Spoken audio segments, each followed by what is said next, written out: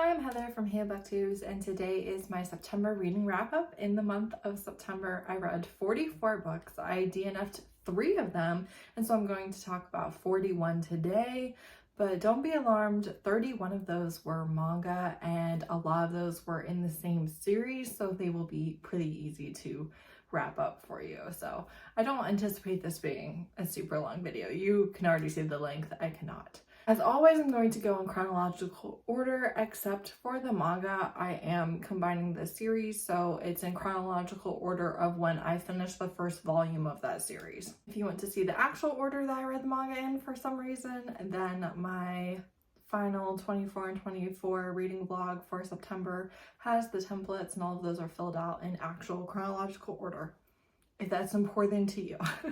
Alright, so starting right away with I Can't Refuse S Volume 3. I gave this 5 stars. I've given all 3 5 stars actually. This is a very steamy, dubious consent manga. It's contemporary romance where there is a very powerful businessman. She needs her family's debt paid off, and so she wants to become a mistress for this businessman. And this is a business position, okay? This is not a romantic relationship with the businessman. It is someone in his empire who helps entertain clients. So like a private personal escort, okay? And the hot butler is training her. So you have sex lessons and seduction lessons and all of this, as well as her determination to do this position, but also like she knows nothing and is easily flustered. Then I read 5 volumes of Apothecary Diaries. I read volumes 4 through 8. This is a 5-star series for me, although the volume 8 and stuff I did think was not as good. This is a historical manga. There is some romance in here. I'm rooting for the romance. She is really into poisons and healing. She was raised by a doctor, is now in the court, and it's her adventures as a servant there. She solves mysteries basically every single volume, and I love it. It's fantastic. Then I read 10 volumes of Yona of the Dawn. I read volumes 11 through 20. This is a 5-star series for me. This is a fantasy romance series with a lot of found family and very fun political machinations that are happening. At the very beginning, you have a princess who is young and naive, and through different events has to leave the palace, and then it's her traveling the country with her bodyguard. And I don't really want to spoil everything else for you necessarily, however, know that they add a lot of people on their journey, that they are in direct conflict with other people, as well as alliances with others, and you have a lot of banter, not only between her and the bodyguard, but especially I feel like between the bodyguard and all the other guys that they accumulate. She does not have a romance with anyone but the bodyguard.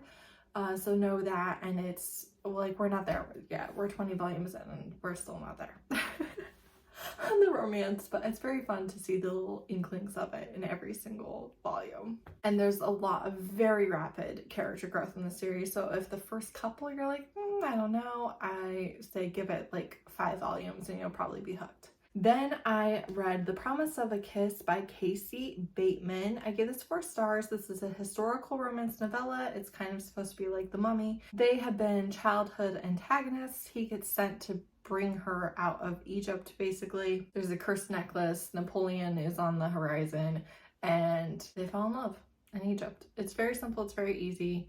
I did read this for my video of trying to find a book like The Mummy, which you will see more progress on later in this wrap-up. Then I read an arc of Embracing the Change, which is River Rain number 6 by Kristen. I gave this 5 stars. Obviously, I just love this series. I don't even think that this is truly like a great book in this series. I feel like it's not, but it doesn't matter because I love it. It's what I want. I enjoy it so much compared to another romance of the same length. It obviously is a 5-star, and so that is why that's my rating, even though I wouldn't say that this is anything special or even great in the series. It doesn't matter because I love being there. This is older main characters. They're very rich. They have adult children.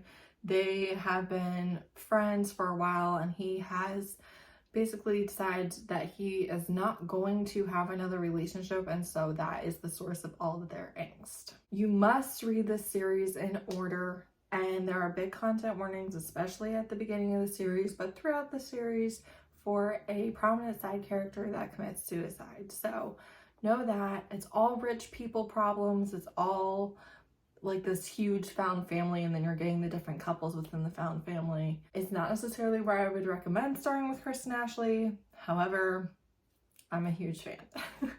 I love the series. I'll read every single entry. Then I reread The Thief, which is The Queen's Thief #1 by Megan Whalen Turner. Obviously this is 5 stars because it is an all-time favorite, although it was not 5-star on my first read, and also it is not the highlight of the series. It's definitely a starting point. This follows a teenage thief who is broken out of prison by a political figure to do an impossible heist because he says he can steal anything. The problem with the heist is he doesn't know how to find the thing, so he's kind of stuck with this guy if he wants to be able to steal the thing that he wants to steal. And it's a small group of 5 that are on this journey. It's slow. You get to the heist about 60-70% into the book, and then the rest of the book is pretty action-packed, but unfortunately can't tell you anything about those parts. So there's interesting mythology with the gods. There is very intriguing character study. It's a great reread because you know all of the things that it's saying that you didn't realize that it was saying. And it really just sets up the series for a lot of the political intrigue that we will get in the rest of it. Do have a live show and a full standalone video about this book, so you know, it's an all-time favorite. I love it. Then I read Office Hours, which is Curriculum Vitae #1 by Katrina Jackson. I assume that's life from Latin, something like that. Anyways, this is 4 stars. This is a sweet and steamy contemporary romance between 2 professors, one being a Black woman and the other being a Hispanic man, and kind of just the way that university pressures treat them and the things that they struggle with. It's a lot about being a teacher. It's a lot about being in academia. And then it's just a sweet romance. There's no like real conflict or issues in the romance. It's just them getting there. So plot wise, not a lot happens. However, I do think that this is how romance often works, and I really enjoyed seeing them. And it was a very insightful look into the work-life balance of many Black women professors specifically. Then I read Carving for Cara by Melissa McSherry and Dana Leanne. I gave this 2 stars. I knew from the very first chapter that this was going to be a rant review, but I did not realize how much of a rant review it would be. However, you are getting a full standalone rant review for this in a couple weeks, so I'm not going to expound on it a whole lot in the wrap-up. It is a dark Halloween romance with a stalker, and it gets a bit gruesome, I will say. It's bad. It's bad. It's not well written. It is not good. The story's not well written. The characters are not well written, and it gets gross. So I don't recommend.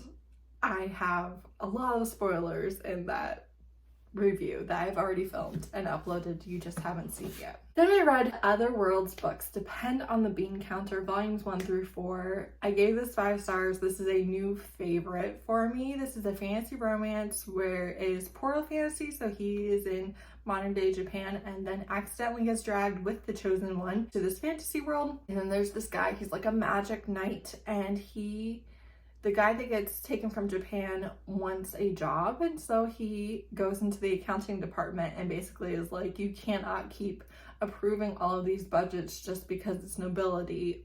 The country's gonna go bankrupt. Let me fix everything. And their romance is so cute. Oh my god. I love them so much. Like, this was an absolute delight. Highly recommend. Highly recommend. And it's one of those where, you know, sex magic happens. And it's great. I love it so much.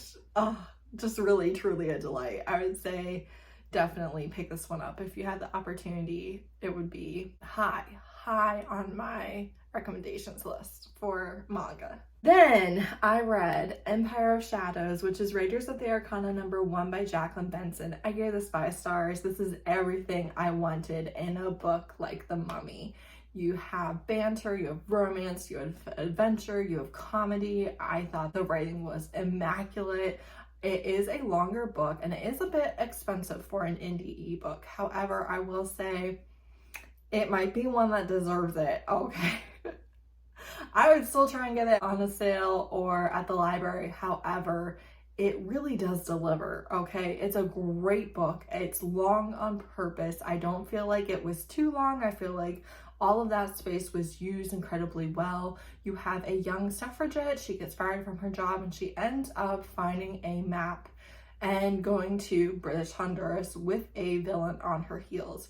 There she meets a surveyor who ends up taking her out to try and find this lost city, and it's them being immaculate, being fantastic, being like exactly what you want when you want like the Mummy vibes. So I love the cover, I love the story, I love the romance. This reads well as a standalone if you don't want to continue the series or if you have to wait to continue the series. It does work well on its own and it is just fantastic. I would highly recommend, if you, like me, have been wanting a book like this with true adventure rom-com, this delivers. It delivers on every single front. Cannot recommend enough. Then I read We Can't Do Just Plain Love volumes 1 through 3. This was like 5 and 4 stars. So basically this is a contemporary romance. He's her boss and he doesn't interact with women at all because he gets an erection every time he does. And so she is like, I'll cure you with exposure therapy. So they start having sex and then he wants her to be his girlfriend and she is completely oblivious to that. And that was kind of annoying by the end of volume 3. But I have hope for the rest. Then I read Healer for the Shadow Hero volumes 1 through 2. I gave these 5 stars. This is more explicit sex magic. She has a magical healing power, but only works for the man that she gives her virginity to. And that's the Shadow Hero. And by the end of volume 2, they have told each other how much they love each other and they want to be married and everything. So I loved that. It was funny. It was cute. They're both really shy. They're both really, just, I don't know, flustered. And it's just cute. Then I read volumes 1 through 4 of Boys Run the Riot. That is the complete series. This is a contemporary young adult manga and it is a coming of age story of a trans boy, and there's a lot of homophobia, there's a lot of body dysmorphia, there's a lot of having to follow rules and societal expectations even though it is harming you. There's also a forced outing by another queer person. There's how being queer is messy and how what's right for you isn't right for everyone else, and what was right for you at the time might not be how you view yourself anymore, and how do you deal with that changing and shifting, especially if other people have expectations of you because you have already said, hey, this is my queer identity, and now you want to be like, oh, never mind, and how people are not very understanding of that fluidity. This was not for me. I don't care about contemporary young adult. I'm never gonna pick it up on my own. However, it was done well. I had different feelings through the different volumes, up, down, but I think that if you are in a place to read that type of story where you are not going to be triggered by your own feelings and struggles and experiences with being queer, then I think that's really good. If any of that sounds like it might be too much for you, I don't know that I'd recommend picking up this series in that state. I think that I wouldn't. Then I read Before You Discard Me, I Shall Have My Way With You, Volume 1. I gave this 5 stars. This is another fantasy romance, another one with dubious consent. She's the villain. She was engaged to the prince and he has discarded her for her political rival. So she decides to have her way with him. So there is non-con in this. And then his revenge on her is to do the same. And they are sleeping together a lot, but there's not a whole lot of consent happening. So if that is not something that you want, I would avoid this one. If you don't mind that as your dark content and you like the political aspect of it with the court, then you might like it like I did, because I did really like it. Then I read Burn For Me by Effie Campbell. I gave this 3 stars. This is a dark romance. He is someone who burns crime scenes for the mob. He was in a house fire as a like 13-year-old and has horrific scarring, and his mouth is basically closed. He has a small opening. My biggest frustration with this book is that in the time since his uncle died, like over a decade ago, he's rich. He could have gone and gotten medical help at any point in the last decade and hasn't, and has continued living like the same, like even on the same flavor shakes that his uncle forced on him, which just doesn't make a whole lot of sense to me. He had so many options available to him. So I did not love that. I liked the book. I was having a good time. I was looking at a 4 or 5 star. She is supposed to marry another mafia guy on the eve of her wedding. She says that her family was cheating him and he kills all of them, including her, shoots her, but she's still alive when the burner comes to burn the crime scene, and he ends up taking her. So it is a captive captor romance. He has her. However, there is consent in this one. So he insists that he is not going to have sex with her unless she begs for it. So there's that. If you want dark but consent, that's in this. 70%, I'm going to give you spoilers. They are gory, okay? So I'm going to put a thing on the screen. Spoilers are over. It's gone.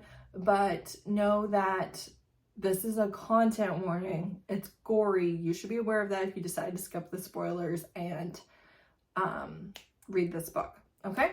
Spoilers. 70%, he can no longer stand the fact that he cannot kiss her and cannot go down on her, so he takes a knife and he cuts open his mouth. And then in 30 seconds, he goes down on her with the blood and the open wound. And then he just has a hatched job mouth for the rest of the book. No medical assistance. Could have, should have. She even said he should have. It was gross. The author definitely is defending this choice, which is her right, by all means. You wrote what you wanted to write. However, I think a lot of the low reviews for this book are specifically because of that scene, and it certainly lowered my enjoyment of the book. I was like, I was not having a great time, and it definitely lowered my rating as well. Okay, there are a couple other, I would say, not quite that gruesome scenes, but I just found all of it unnecessary. I do still plan on reading one more book by this author, and if there is a similar content, I won't read anymore. But I did like the writing enough, and I liked the book enough, besides that I'm willing to give another try. Then I read another huge win. A Love Most Fatal, which is Morelli Family #1 by Kath Richards. 5 stars. This was everything that I wanted. She's the mob boss. He's the sunshiny math teacher who doesn't have anything to do with crime and is just completely overwhelmed. They're really into each other. Then he finds out that she's in the mafia and he cools his jets quickly. However, he is in danger because he was seen with her, and so she forces him to come to her mansion and live with her family and be under their protection. And in that time, they do slowly fall in love while he is trying to help her find a husband, because for the mafia, she needs to get married. She preferably needs to get married to someone who can bring something to the table that she doesn't already have.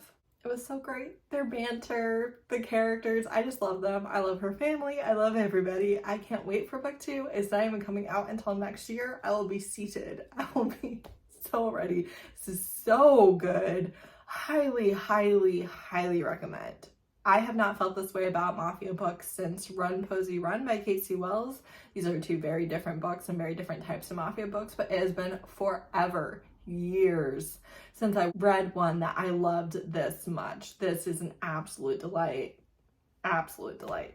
It's everything that I wanted it to be. There is a third breakup. There is not miscommunication. I felt that it made sense for their characters. So I actually wasn't mad at it, which is not something I always say. Absolute delight. Can't recommend enough. A new favorite. Just the best. It lived up to everything that I hoped for. Then I read Tomb of the Sun King. I actually read an arc of this, which is Raiders of the Arcana #2 by Jacqueline Benson. Another 5 stars. This one is longer. We are in a different country. There are more points of view in this book, which I think really makes sense for how much longer it is. And again, I thought the length was justified. I have no issue with the length of the book if the book should be that long. And I think that these are extremely well written. The characters are great. The adventure is great. The romance is great. The comedy is great. Like, what do you want from me? I like it all. It hits every single one of the beats that I want it to. And it is just incredibly well done. It just is.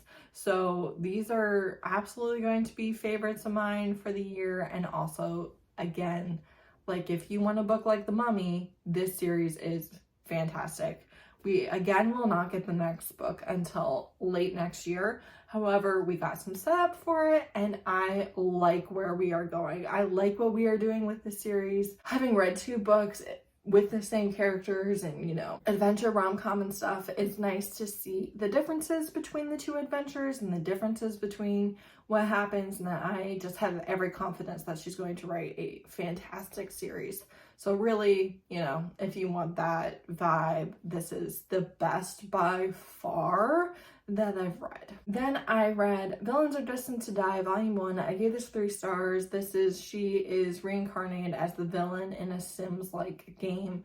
It had a lot of the Cinderella stuff that I don't like. It's kind of the opposite of Long Live Evil. Long Live Evil had a similar premise, but did everything in a way that I liked, and this was kind of the opposite. I really didn't like it all that much. I don't know if I would like next volumes or not, but this one was just okay for me. Not a hit, which is kind of sad because I do love the cover. Then lastly, I read How to Help a Hungry Werewolf, Sanctuary for Supernatural Creatures #1 by Charlotte Stein. I gave this 4 stars. This was an arc. This is a witch who doesn't know that she's a witch and a werewolf. And this is childhood best friends to bully to enemies to reluctant allies to friends to lovers. Can they communicate to save their little lives? No, they cannot. They talk all the time. They can talk about anything and everything, and they know exactly what the other one means. But can they communicate? No, they can't. But there is something about her writing that works for me. It latches onto my brain and it drags me through the story, and I enjoy reading it. So even when there are things that in another book would lower my rating even more, that is just not a lower rating because the writing works for me so well. So it's like, basically, like, synopsis wise, would I recommend this to you? No, not really. Because, you know, I don't like friends to lovers, and I don't like miscommunication, and I don't like any of those things. However, her writing just is something I enjoy. So I don't know what to tell you. I think it's either going to really work for you or it's really not. And I think that you will know that about her writing very quickly. So, you know, you don't have to waste the whole book if it's not working for you. I don't know. I just like it. I don't know for sure that I'm going to read more books by her. This is my 2nd book by her. They have both been 4 stars. I don't know that I really need more, but I did enjoy it. So there you go. Those are the 41 books that I read in September. I ended August 18 books ahead of my 200 book reading goal for the year, and I ended September 43 books ahead of that reading goal. Obviously, a lot of the manga was because I was 30 and 30, which is a manga challenge hosted by Shay at Shay Geeks Out, Izzy at Happy For Now, and Ashley at Realm of Comics.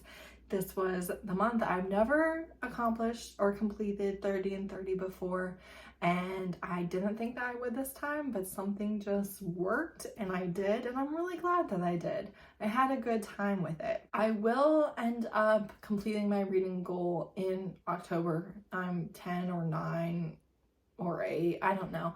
I'm less than 10 books away from it, so unless, you know, my entire life blows up, I'll finish it in October easily. And I will say, as far as diversity goes, the manga obviously blew my diversity stats out of the water. Of the 10 non-manga books that I read, only 1 or 2 of them have known diversity to me, so that wasn't immaculate. However, obviously the manga had already kind of achieved all that. That's my status on the diversity and my reading goal. So that's it. That's everything I have for you about my September reading. New to me things that I would recommend are the Otherworlds books Depend on the Bean Counter, Empire of Shadows, and A Love Most Fatal. Those were standout hits, and that's where I would